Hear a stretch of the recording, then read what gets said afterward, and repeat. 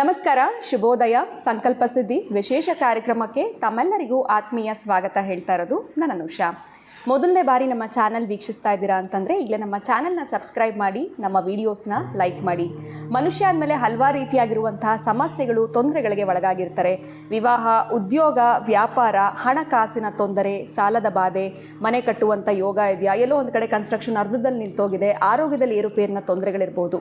ಈ ಎಲ್ಲ ಒಂದು ಸಮಸ್ಯೆಗಳಿಂದ ನೀವು ಆದಷ್ಟು ಬೇಗ ಹೊರಗಡೆ ಬರಬೇಕು ಅಂತಂದರೆ ಅಕ್ಷಯ ವೃಕ್ಷವನ್ನು ನೀವು ಬರ್ಮಾಡ್ಕೊಳ್ಬೇಕಾಗತ್ತೆ.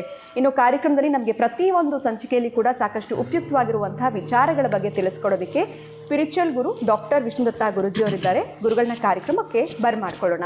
ನಮಸ್ತೆ ಗುರುಗಳೇ, ಕಾರ್ಯಕ್ರಮಕ್ಕೆ ಆತ್ಮೀಯ ಸ್ವಾಗತ. ಗುರುಗಳೇ, ನಾವು ದೇವಸ್ಥಾನಕ್ಕೆ ಹೋಗುವಾಗ ಸಾಮಾನ್ಯವಾಗಿ ಹೇಳಬೇಕು ಅಂತಂದರೆ ಸಾಕಷ್ಟು ಹಣ್ಣುಗಳಿದೆ. ಕಿತ್ತಳೆ ಹಣ್ಣು ಇರ್ಬೋದು, ಆ್ಯಪಲ್ ಇರ್ಬೋದು, ಸಪೋಟ, ದಾಳಿಂಬೆ, ಪ್ರತಿಯೊಂದು ಹಣ್ಣುಗಳಿದೆ. ಆದರೆ ದೇವಸ್ಥಾನಕ್ಕೆ ಹೋಗುವಾಗ ನಾವು ತೆಂಗಿನಕಾಯಿ, ಬಾಳೆಹಣ್ಣು ಇದನ್ನೇ ತೊಗೊಂಡು ಹೋಗ್ತೀವಿ. ಸೊ ಮುಂಚಿತವಾಗ್ಲೂ ಯಾಕೇನೋ ಕಾರಣ ಗೊತ್ತಿಲ್ಲ. ಅದೇ ಇವತ್ತು ನನ್ನ ಪ್ರಶ್ನೆ ಅಂತಲೇ ಹೇಳ್ಬೋದು. ಇದ್ರ ಹಿನ್ನೆಲೆ ಏನಾದರೂ ಇದೆಯಾ? ಯಾಕೆ ಈ ತೆಂಗಿನಕಾಯಿ, ಬಾಳೆಹಣ್ಣೆ ತೊಗೊಂಡು ಹೋಗ್ತೀವಿ ಇಷ್ಟೆಲ್ಲ ಹಣ್ಣುಗಳನ್ನು ಬಿಟ್ಟು? ಸೊ ಇದ್ರ ಬಗ್ಗೆ ದಯವಿಟ್ಟು ತಿಳಿಸ್ಕೊಡಿ ಗುರುಗಳೇ. ನೀವು ಹೋದರೆ ಯಾವ ತೊಗೊಂಡು ಹೋಗ್ತೀರಿ? ನಾನು ತೆಂಗಿನಕಾಯಿ, ಬಾಳೆಹಣ್ಣೆ ತೊಗೊಂಡು ಹೋಗ್ತೀವಿ. ಬಟ್ ಯಾಕೆ ಅನ್ನೋ ಪ್ರಶ್ನೆಗೆ ಉತ್ತರ ಗೊತ್ತಿಲ್ಲ. ಅದಕ್ಕೆ ನಾನು ನಿಮ್ಮ ಮುಂದೆ ಇಟ್ಟಿದ್ದೀನಿ ಗುರುಗಳೇ. ಮನೆಯಲ್ಲಿ ಅದನ್ನೇ ಹೇಳ್ಕೊಟ್ಟಿದ್ದಾರೆ ಚಿಕ್ಕ ವಯಸ್ಸಿಂದ, ನಾವು ಅದನ್ನೇ ಫಾಲೋ ಮಾಡ್ತಾ ಇದ್ದೀವಿ ಅಷ್ಟೇ. ಓಂ ವಿಶ್ವಸ್ಮೈ ನಮಃ. ಪ್ರೀತಿಯ ಬಂಧುಗಳೇ, ಎಲ್ಲವೂ ಕೂಡ ಈ ಹಿರಿಯರ ಹತ್ರ ಹೋದರೆ, ಗುರುಗಳ ಹತ್ರ ಹೋದರೆ ಸಾಮಾನ್ಯವಾಗಿ ಪಂಚಫಲ ಅಂತ ಕರೀತಾರೆ. ಈ ಪಂಚಫಲ ಅನ್ನೋದು, ಆ ಪಂಚ ಅನ್ನೋದೇ ಈ ಪ್ರಪಂಚ ಅನ್ನೋದಿದೆಯಲ್ಲ, ಅದು ಕೂಡ ಪಂಚ. ಪ್ರಪಂಚ ಅನ್ನೋದು ಕೂಡ ಪಂಚತತ್ವಗಳಿಂದ ಈ ಶರೀರವಾಗಿರಬಹುದು. ಈ ಪ್ರಪಂಚ ಆಗಿರೋದು ಕೂಡ ಪಂಚಭೂತಗಳಿಂದಲೇ. ಅದಕ್ಕೆ ಒಂದೊಂದಕ್ಕೆ ಒಂದೊಂದು ಆಹಾರ ಸಂಪ್ರೀತಿ ಇರುತ್ತೆ, ಪ್ರೀತಿ ಇರುತ್ತೆ. ಹಾಗೆ ಹಿರಿಯರ ಹತ್ರ ಹೋದಾಗ, ಗುರುಗಳ ಹತ್ರ ಹೋದಾಗ ಈ ಪಂಚಫಲ ತೆಗೆದುಕೊಂಡು ಹೋಗ್ತಾರೆ. ಇನ್ನು ಯಾರಾದರೂ ಆಸ್ಪತ್ರೆಯಲ್ಲಿದ್ದರೆ, ಅನಾರೋಗ್ಯದಿಂದ ಪೀಡಿತರಾಗಿರ್ತಕ್ಕಂಥ ನಮ್ಮ ಬಂಧುಗಳು, ಯಾರಾದರೂ ಸ್ನೇಹಿತರು ಇದ್ದರೆ ಅಲ್ಲಿಗೆ ಹೋಗಬೇಕಾದ್ರೂ ಕೂಡ ನಾವು ಬರಿಗೈಲಿ ಹೋಗಬಾರ್ದು, ತೆಗೆದುಕೊಂಡು ಹೋಗ್ತೇವೆ. ಹೌದು. ಇನ್ನು ದೇವಸ್ಥಾನಕ್ಕಂತೂ ಹಾಗೆ ಹೋಗಲಿಕ್ಕೆ ಸಾಧ್ಯವೇ ಇಲ್ಲ. ನೋಡಿ, ನೀವು ಚೆನ್ನಾಗಿ ಗಮನಿಸಿ. ನೀವೇ ಕೇಳಿದ ಪ್ರಶ್ನೆ ಚೆನ್ನಾಗಿದೆ. ಪ್ರಶ್ನೆ ಯಾವುದೇ ನೀವು ತೆಗೆದುಕೊಂಡು ಹೋದರೂ ಕೂಡ, ಈಗ ಕಿತ್ತಳೆ ಹಣ್ಣು ಅಂತಂದ್ರೆ ನೀವು ಅದು ತಿಂದು ಆದಮೇಲೆ ಅದರದ್ದು ಏನು ಸೀಡ್ ಇರುತ್ತಲ್ಲ, ಬೀಜ ಬಹುಶಃ ಎಂಜಲಾಗಿದೆ, ಮತ್ತು ಅದರಿಂದ ಗಿಡ, ಅಥವಾ ನೀವು ಇನ್ನೇನು ಹೇಳಿದ್ರಲ್ಲ ಜಾಕ್ ಫ್ರೂಟ್, ಹೌದು, ಅದನ್ನು ಕೂಡ ತಿಂದು ಮತ್ತೆ ಬೀಜನ ಎಂಜಲ್ ಮಾಡಿರ್ತಾರೆ. ಹೀಗೆಲ್ಲ ಮಾಡ್ತಾರೆ. ಎಂಜಲ್ ಮಾಡದೇ ಇರತಕ್ಕಂತಹದ್ದನ್ನೇ ದೇವರಿಗೆ ನೈವೇದ್ಯವನ್ನು ಮಾಡು ಅಂತ ಹೇಳ್ತಾನೆ. ತುಂಬ ಪ್ರಶಸ್ತವಾಗಿರ್ತಕ್ಕಂತಹದ್ದು. ಆಮೇಲೆ ಇನ್ನೊಂದೇನು ಅಂತಂದರೆ, ಈ ತೆಂಗಿನಕಾಯಿ ಇದೆಯಲ್ಲ, ತನ್ನನ್ನು ತಾನು ಮಣ್ಣು ಮಾಡಿಕೊಂಡು, ಯಾಕಂದರೆ ನಿಮಗೆ ಕಾಯಿ ಕೊಡಬೇಕಂದ್ರೆ ಆ ತೆಂಗಿನಕಾಯಿ ಮಣ್ಣು ಮಾಡ್ಕೋಬೇಕು.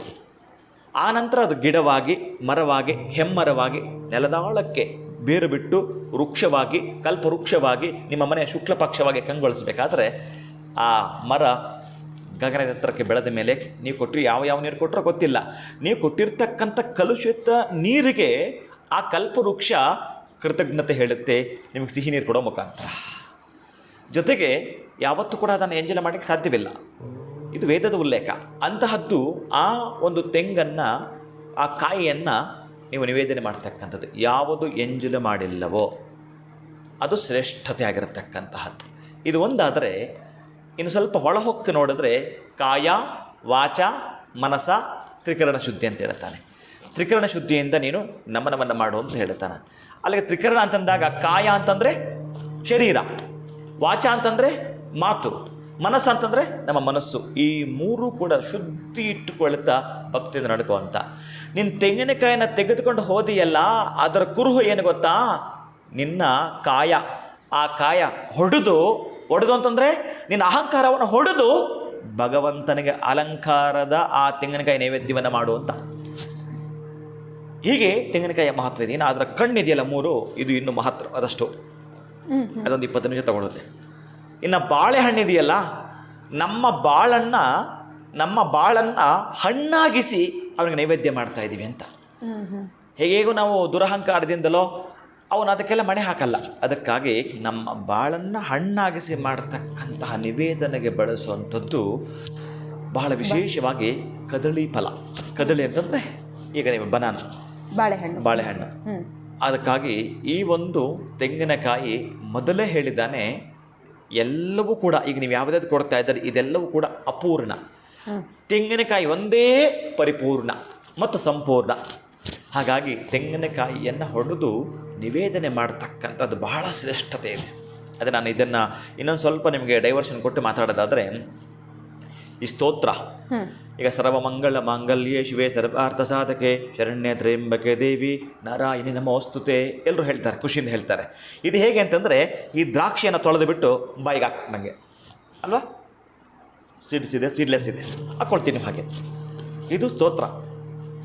ಇನ್ನು ಸ್ವಲ್ಪ ಯಾವುದು ಅದು ಅಂತಂದರೆ, ನಮಗೆ ಅದರ ಒಂದು ಶ್ಲೋಕಗಳು ಸ್ವಲ್ಪ ಕ್ಲಿಷ್ಟಕರವಾಗಿರ್ತಕ್ಕಂತಹದ್ದು.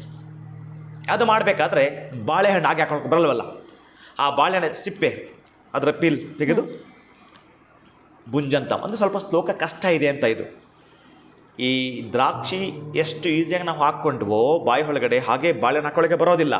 ಹಾಗಂದರೆ ತೆಂಗಿನಕಾಯಿಯನ್ನು ಮೊದಲೇ ಆಗೋದಿಲ್ಲ. ತೆಂಗಿನಕಾಯಿ ವೇದ, ತೆಂಗಿನಕಾಯಿ ಅನ್ನೋದು ವೇದ. ಅದನ್ನು ತೆಗಿಬೇಕು, ಮೇಲೆ ಇರ್ತಕ್ಕಂಥದ್ದನ್ನು ಪರಿಪೂರ್ಣ ತೆಗಿಬೇಕು. ಮತ್ತು ಅದರೊಳಗೆ ಇರ್ತಕ್ಕಂಥ ಕಾಯಿಯನ್ನು ಹೊಡೆದಾಗ ಅವನ ಸೃಷ್ಟಿ ಹೇಗಿದೆ ಅಂತ, ಮೇಲೆಲ್ಲ ಹಸಿರು, ಒಳಗಡೆ ಇರ್ತಕ್ಕಂಥ ಇನ್ನೊಂದು ಕಲರ್, ಅದರೊಳಗಡೆ ಮತ್ತೊಂದು ಕಲರ್, ಬಿಳಿ ವರ್ಣ, ಒಂದು ಡಾಟ್ ತೋರಿಸಿ ಹೇಗಿರುತ್ತೆ ಅಂತ. ಆಮೇಲೆ ಹೊಡೆದ ಕರೆಕ್ಟ್ ಮಧ್ಯಕ್ಕೆ ಬರುವಂಥದ್ದು. ಏನು ನೈವೇದ್ಯ ಮಾಡ್ತಕ್ಕಂಥದ್ದು ಅಂದರೆ ಭಗವಂತನಿಗೆ ಅತ್ಯಂತ ಪ್ರಿಯವಾದದ್ದು, ಎತ್ತರದಲ್ಲಿರ್ತಕ್ಕಂತಹದ್ದು. ಯಾರೂ ಕೂಡ ಅದನ್ನು ಅಪವಿತ್ರ ಮಾಡಿರಬಾರದು. ಅದನ್ನು ನೈವೇದ್ಯ ಮಾಡಿದಾಗ ಬಹಳ ಶ್ರೇಷ್ಠ. ನೀವು ಗುರುಗಳ ಹತ್ರ ಹೋಗ್ತೀರಿ, ಅಥವಾ ಹಂಗಂತ ನನ್ನ ಹತ್ರ ಬಂದಾಗ ತರಬೇಡಿ. ಈಗ ಇಂಡಿಕೇಶನ್ ಕೊಡೋದು ಅಂದ್ಕೊಂಡ್ಬಿಡಿ. ನೀವು ನನ್ನ ಹತ್ರ ಬಂದಾಗ ನೀವು ಪ್ರೀತಿಯಿಂದ ಬಂದು ಇಲ್ಲಿ ಊಟ ಮಾಡ್ಕೊಂಡು ಹೋಗ್ಬೇಕು ಬಿಟ್ಟರೆ ನೀವು ತೊಗೊಳ್ಬರಬೇಕು ಅಂತ ಸಿದ್ಧಾಂತ ಇಲ್ಲ.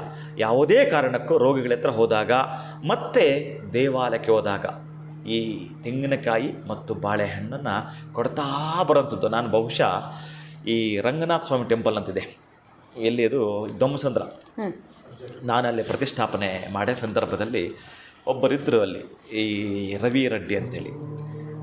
ಪ್ರತಿನಿತ್ಯ ತರ್ತಾನೆ 2 ಬಾಳೆಹಣ್ಣು 1 ತೆಂಗಿನಕಾಯಿ. ಆಮೇಲೆ ಅಪೇಕ್ಷೆ ಇಲ್ಲ ತಂದು ಏನೋ ಎಲ್ಲ ಕೇಳ್ಕೊಳ್ಳೋದಿಲ್ಲ, ಏನಿಲ್ಲ, ಬರೋದು ತೆಂಗಿನಕಾಯಿನ ಕೊಡೋದು.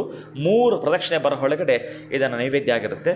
1-2 ನಿಮಿಷ ಕೂತ್ಕೊಳ್ತಾರೆ, ಪ್ರಸಾದ ತಗೊಂಡು ಹೊರಟೋಗ್ತಾರೆ. ಇಷ್ಟೇ. ಅವರು ಮೌನವಾಗಿ ಇಷ್ಟು ಮಾಡಿರ್ತಾರೆ.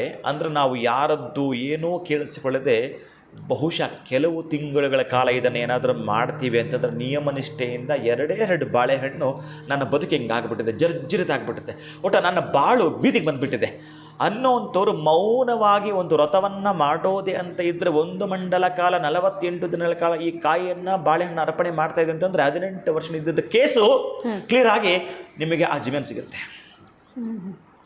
ತುಂಬ ವರ್ಷಗಳಿಂದ ನಾವು ಬೆಡ್ ರಿಡನ್ ಆಗಿದ್ದೀವಿ ಅಂತಂದ್ರೂ ಕೂಡ ಅದರಿಂದ ಹೊರಗೆ ಬರ್ತೀವಿ. ಅದಕ್ಕೆ ಕಾಯ ವಾಚ ಮನಸ ತ್ರಿಕರಣ ಶುದ್ಧಿಯಿಂದ ಭಗವಂತನಿಗೆ ಬಾಳೆಹಣ್ಣು ತೆಂಗಿನಕಾಯಿ ನೈವೇದ್ಯ ಮಾಡಿ ಉಳಿದಿದ್ದೆಲ್ಲ ಭಗವಂತನಿಗೆ ಬಿಡಿ. ಅದಕ್ಕಾಗಿ ನಾನು ಹೇಳ್ತಾನೆ, ಒಂದು ಮಾತು ಎಚ್ಚರಿಸಿ ಹೇಳ್ತಾನೆ, ಬಂದದ್ದು ಬರಲಿ ಗೋವಿಂದನ ದಯವಂತಿರಲಿ. ಅಷ್ಟಾಗಿ ನೀವು ಇಷ್ಟು ಮಾತ್ರ ಅರ್ಪಣೆ ಮಾಡಿ ಬನ್ನಿ. ನಾನು ಯಾಕೆ ಅವ್ರದ್ದು ಎಕ್ಸಾಂಪಲ್ ಕೊಟ್ಟೆ ಅಂತಂದರೆ, ಅವ್ರದ್ದೊಂದು 134 ಎಕರೆ ಜಾಗ ಅವರದು. ನಂತರ ಹೇಳ್ಕೊಂಡಿದ್ರು ಅವರು ಅರ್ಚನೆ ಮತ್ತೊಂದೇನೊಂದು ಅಂತೆಲ್ಲ. ಆದರೆ ಅವರು ಕೇಳಿದ್ರು ಹಾಗಂತೇಳಿ ಏನೋ ಮಾಡಿಸುವಂಥದ್ದು ಅದು ಇದು ಏನು ಹೇಳಿದ್ರು ಮಾಡ್ತಾರವ. ನೀವೆಂಥ ದೊಡ್ಡದೊಂದು ಇಷ್ಟು ಕೋಟಿ ಖರ್ಚು ಮಾಡಿ ಚಂಡಿಕೆ ಆಗ ಮಾಡಬೇಕಾದ್ರೆ ಮಾಡೋಂಥ ಮನುಷ್ಯವ. ಆದರೆ ಆತನಿಗೆ ಬಂದಿದ್ದು ಆ ಶಾಸ್ತ್ರದ ಅದೇ. ಆ ತೆಂಗಿನಕಾಯಿ ಇವತ್ತೂ ನೀವು ಹೋಗಿ ಕೇಳಿದ್ರೆ ಆತ ಅದನ್ನೇ ಮಾಡ್ತಾ ಇರೋದು. ಎಲ್ಲ ಪಡ್ಕೊಂಡ್ರು. ಮತ್ತು ಗ್ಯಾಸ್ ಏಜೆನ್ಸ್ ಅಂತೆ, ಪೆಟ್ರೋಲ್ ಬಂಕ್ಸ್ ಅಂತೆ ಬೇಕಾದಷ್ಟು ಮಾಡ್ಕೊಂಡಿದ್ದಾರೆ ಅವರು. ನಾನು ಏನು ಹೇಳ್ತೀನಿ ಅಂತಂದರೆ, ಯಾವಾಗಲೂ ಅಷ್ಟೇ ಅಪೇಕ್ಷೆ ಇಟ್ಕೊಳ್ಳೋದು ನೀವು ಅರ್ಪಣೆ ಮಾಡ್ತಾ ಬನ್ನಿ ಭಗವಂತನಿಗೆ.